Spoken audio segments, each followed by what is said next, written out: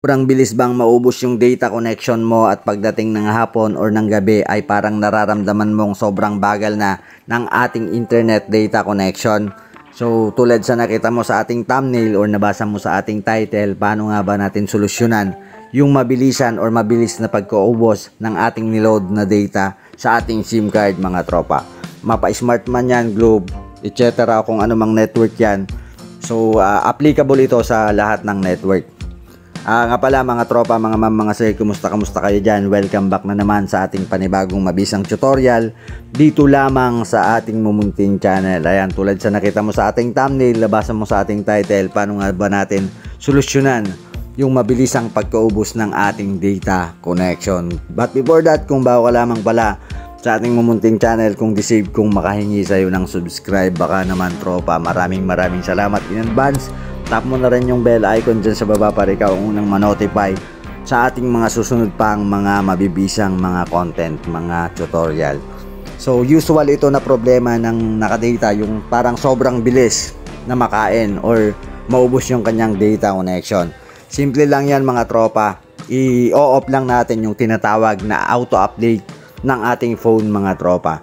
Kasi nga hindi natin yung nakikita, running iyon in background ng ating system. Hindi natin yun manonotice unless na makita mo tong settings na to mga tropa.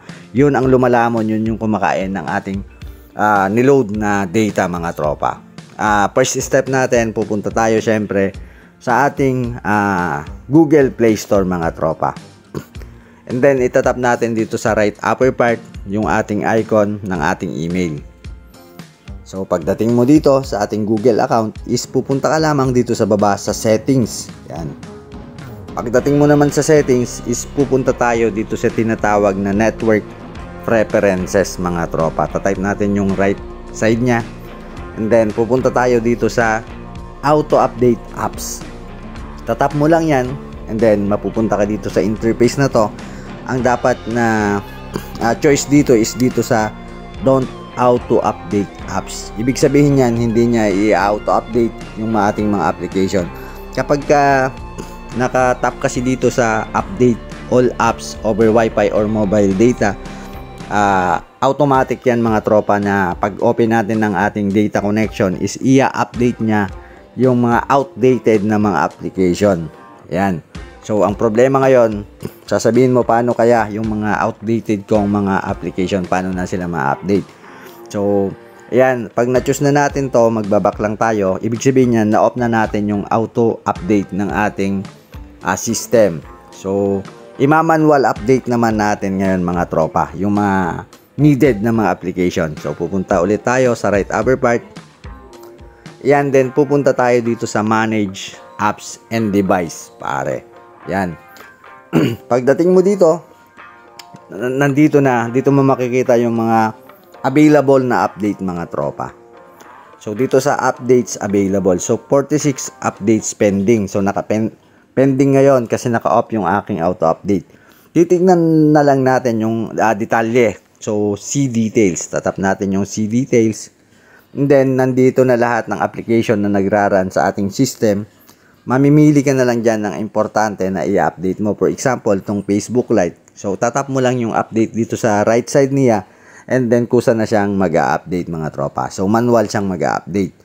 So titignan mo na lang lahat ng application mo dito at isa-isain mong i-update yung needed talaga na i-update.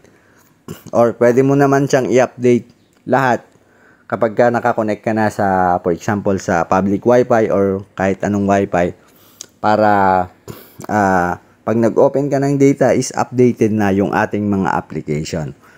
So yan, ima-manual update mo yung mga gusto mong application or mga laro para makakatipid ka. Kasi nga pag naka-auto update yung setting dito, ibig sabihin nun, pag open natin ng ating data is automatic i-update niya lahat ng outdated na application mga tropa. So ayun, sana nakatulong ako sa inyo. Napakalaking data ang nakukonsume nito kapag ka naka-auto update mga tropa. So ima-manual update na lang natin. At nang sa ganun, matipid natin yung ating niloload na data. So hanggang dito na lang. Kita-kita tayo sa ating mga susunod pang mga content, mga mabibisang tutorial. God bless.